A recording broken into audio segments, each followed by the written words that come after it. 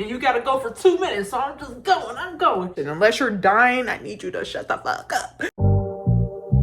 Only been a few hours, but it felt like days. Only been days, but it felt like months. Been gone for a year, only know like once. Life move fast when you do what you want. I guess I'm doing what I want. Hope you doing what you want. What you want.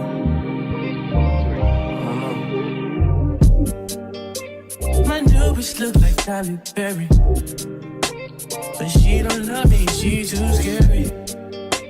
My old bitch fun like Jackie Brown.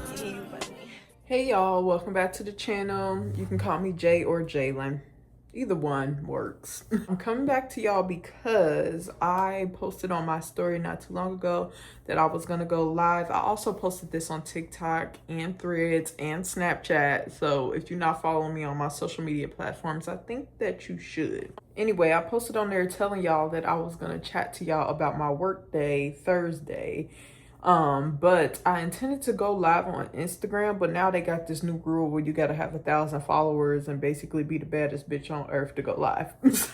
Anytime I go live, it will be on TikTok, but I cannot like screen record my own lives or save my TikTok lives to give y'all that content later. So when I tell y'all I'm going live, I need y'all to tune in if you want to see the content and if you want to, you know, have a little bit of fun with me on live, because that's the only time you're going to get it. To get into the tea about Thursday, I first want to tell y'all a little bit about what I do. So I work in a hospital. I'm not going to tell you what hospital, of course, because if I tell you what hospital, then it'll make it hard for me to tell y'all the tea, you know, in the ranges of legality. I hope that's the right word to say. Period. I was right. You know, because HIPAA laws and shit exist. But anyway, to get to what I do work in a hospital. I work in the emergency department. The role that I play is called a patient care associate, and it's basically a fancy name for a nurse aide, a STNA without a license, things of that nature. I draw blood, I do EKGs, I wipe people's butts, I transport them to other places in the hospital, I monitor vitals. I respond to strokes. I do strokes. Like I get blood sugar reads and chest compressions and stuff like that. Like little things, but also large things, because the things that I do in the healthcare setting are very much so important. If you think about the things that your nurse do, I basically will not be placing your IVs. I will not be giving you any medications. That's as much as I basically don't do compared to your nurse. Anyway, so to get to the tea for Thursday. Thursday started off as a regular day, and I'm actually about to give y'all clips because I was starting to record my day and how my day went because I wanted to post it on TikTok.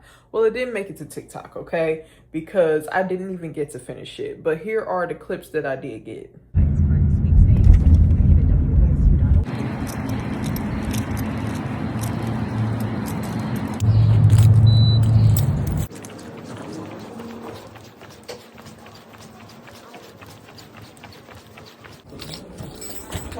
Good morning. Good morning. How are you doing? I'm all right. Your relief hasn't came around yet? Not yet. Okay, we like 30 minutes into the day, and I'm already in the bathroom because I decided to wear this fucking waist trainer, and it folds right in my folds, and I fucking hate that. Like, okay, so breakfast secured. White people, y'all need to keep some personal space between others. If you feel like you're not that close, take 2 steps back. And Asians, y'all don't have to rush everywhere. It's not a race. Don't judge me. I've seen enough for the stereotypes to be true. Anyway, this is all I got before shit hit the fan. But yeah, I was having a good day, but when the day started, it was call light central. The patients that were roomed in the pod or area that I was working in this day were needy as hell. They were on that call light non-stop. I mean, either for the bathroom because they were hungry, wanted water, wanted meds, was in pain, whatever the case may be, needed cleaning up, whatever it was, they were on them call lights, okay? Very much so. So for the first few hours of the day, I would say until about 1 p.m., we were just call light. We end up getting a patient in one of our rooms that came in pretty like lethargic. And at first I'm thinking the patient is out of it because they gave the patient meds at another institution or whatever. And the medication is called droperidol. It's basically like a pain med or a sedative, whatever. I'm not a nurse and I'm not a doctor, so I don't really know for sure, but I know what cases the meds are typically used for. By this time, the droperidol probably should have worn off. So I'm, according to the nurse, that is. And not only that, the patient spoke a different language as far as we were concerned. Didn't speak much English. Come to find out, the patient had like a lesion or something on their brain that was causing a CSF buildup, and it was causing pressure against her like third ventricle or whatever. How did I know this? Being nosy. That's why I love working at a hospital, because you learn so much. In the midst of us moving the patient from one room to another room because they were about to get a good procedure done, they called 11-1 trauma. I didn't respond to it because that's not my area. So then I'm still doing my thing, answering the call lights. But after a while, once we moved the patient with the brain lesion to another room, they start doing this procedure where they basically cut the head open, stick some tube in there to help suck out some of the CSF, cerebrospinal fluid, to depressurize the brain, basically. And so I go in there during the, like, at first I'm standing outside the room because it's a glass door and the curtain isn't pulled. So I'm just standing out looking like, dang, this is kind of interesting. And the people that's in there like, wave me in. And I'm like, oh, I'm excited. I get to go in. Like, so I mask up. So I'm helping clean up and stuff, because after they got whatever they need placed, we need to go to the CT scanner, make sure it's in the right place. Just a CT of the head, no contrast. I'm cleaning up and stuff like that, wiping up the blood. I look down and see what I think and confirm to be a piece of brain tissue on the floor. Just a tiny little piece of brain, just lay there on the floor. And I'm like, what is that? Like, seen a lot. Nothing's too crazy at this point. I'm actually waiting to see what can get crazier. At first I was like, ew, because it is nasty. But then I picked it up into my little purple wipe that I was cleaning with, if you know, you know. And I'm looking at it, playing with it, and it's like soft and squishy. And I'm like, yeah, this is brain. And then I'm like, I toss it to the side. So after that, we get another patient brought in by medic on the non-critical side of my pod.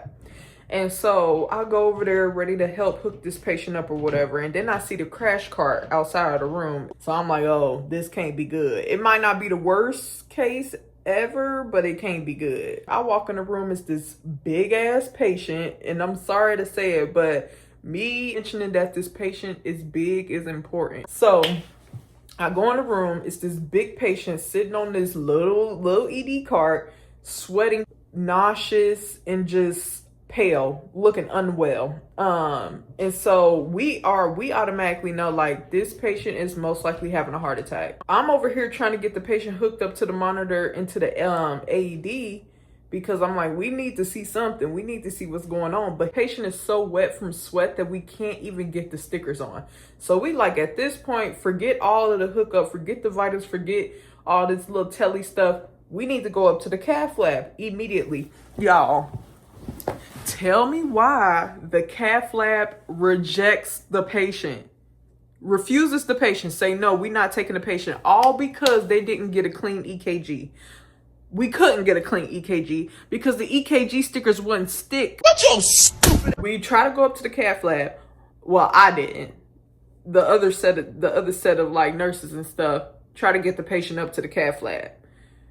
Once the cath lab refused, they on their way back down on the elevator, and the patient state, I can't breathe. The patient codes on the fucking elevator. Nurse that was taking the patient up has to basically straddle the patient and is doing chest compressions as they are coming off the goddamn elevator. They roll into the second trauma bay.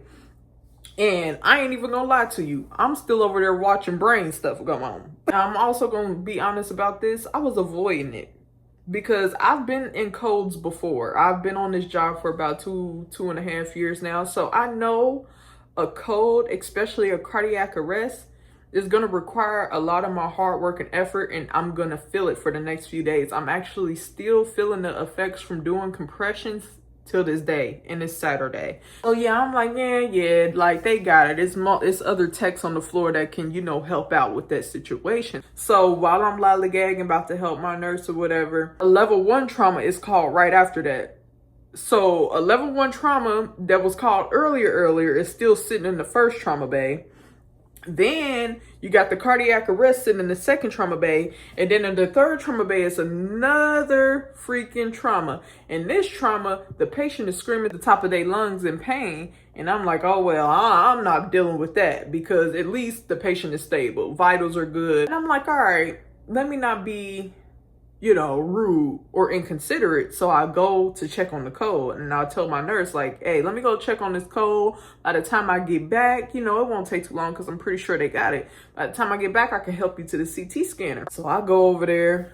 They just got done with 1 round of compressions when I got in there, and they checked for pulse. At first we got it, but eventually we don't got it. So I step in, I make sure I glove up and everything, because at that point, all the PCAs that was in there had already been on the chest a couple rounds. They tied.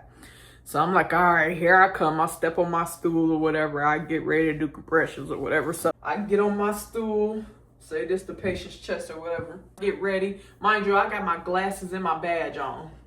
So I'm compressing. My glasses fall off my face. I'm like, somebody get my glasses. Somebody get my glasses. Then they was like, somebody asked me, you want me to get your badge too? Somebody just snatched my badge off. So I'm like, I don't even know where my shit at. And I'm just going. And you got to go for 2 minutes. So I'm just going. I'm over here. I'm getting encouragement from my peers. They telling me I'm doing a good job. I'm feeling good. I'm giving it my all. I'm going. But let me tell you, I'm going to tell y'all now, lose that weight. Lose the weight. It's so hard to save your life when you big. I felt like I was pressing through a brick wall. You know, because usually when you compressing somebody, you can feel the ribs crack a little bit. Because they supposed to. If you're doing compressions good, you got to crack through that barricade, okay? It just, if we going to get to the heart, we got to crack through the... And you know what? I felt real good after my first round, because we felt the pulse. I'm like, I ate that. So we got a pulse back. I did. I go check on my nurse. So I'm like, all right, you good? Do you still need help to the CT scanner? Because at this point, all PCAs and like a good chunk of nurses are not on the floor. We're in that trauma bay. And then there's more nurses in the first trauma trying to make sure they all set and get to the CT scanner. And then there's another set of nurses in the third trauma bay.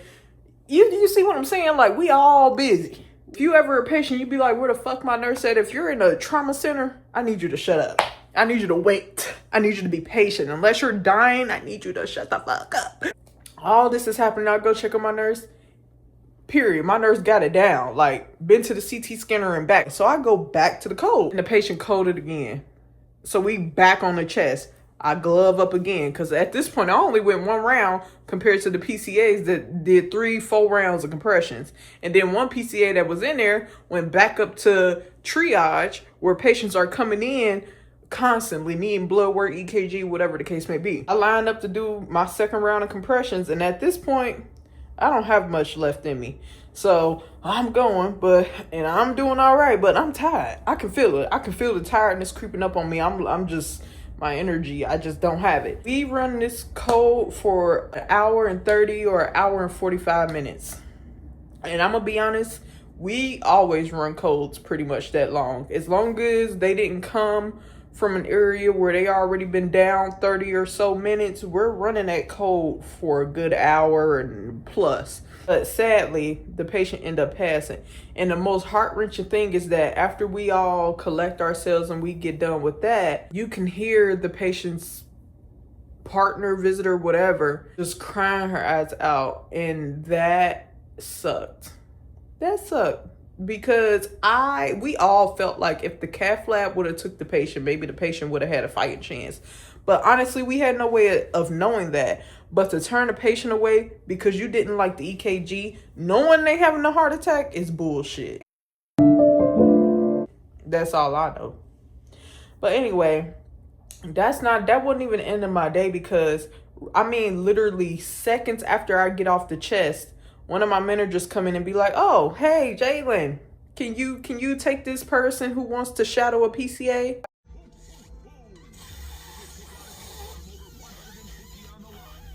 Fuck no. Are you fucking serious right now? Me? Okay. All right. And I got rid of his ass as quick as I could. Because at that point, I was done. I didn't want to do it anymore. I didn't want to do any of it anymore. But I was back the next day.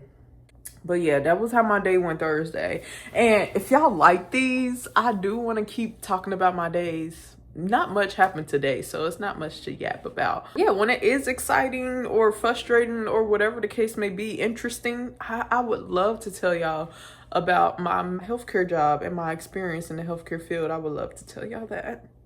So if you like this, if you like me yapping to you today about what goes on in the ED, feel free to chat to me. Let me know in the comments. Make sure you like, comment, subscribe, and follow me on those social media links linked down below. And I promise you want to follow me on those social media links linked down below because I'm active, baby. Very active. Peace.